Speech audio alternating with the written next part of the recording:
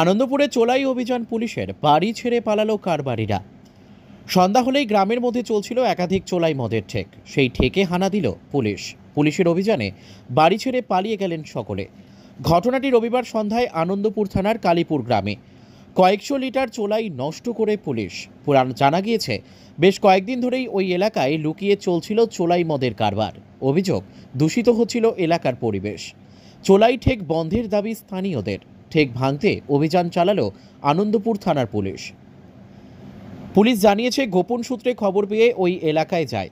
বেশ কয়েকশো লিটার চোলাই মদ ও উপকরণ নষ্ট করা হয়েছে। ওই কারবারে জড়িতরা পলাতক। লাগাতার অভিযান চলবে। উল্লেখ্য, চোলাই বন্ধে অভিযান অব্যাহত রয়েছে আবগারি দপ্তরের। সম্প্রতি পশ্চিম মেদিনীপুর জেলার পিংলা ব্লকের বেশ কয়েকটি এলাকায় দিনভর অভিযান চালায় সবং সার্কেলের আবগারি দপ্তর।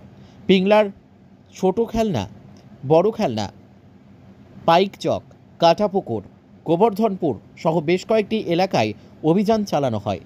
150 লিটার চোলাই এবং 1700 লিটার চোলাই মদ তৈরির উপকরণ নষ্ট করা হয়। পাশাপাশি বাখর 5 কেজি এবং চোলাই তৈরির হাঁড়ি 12টি বাজেয়াপ্ত করা হয়েছিল। নিয়মিত অভিযান চালানোর দাবি তুলেছেন স্থানীয়রা।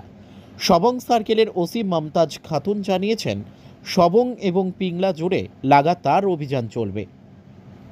ব্যুরো রিপোর্ট, সত্যের সন্ধানে কেশপুর। দরকার ছিল কি করার এলা? এগুলো কেন করছো এগুলো? এই তো এখানে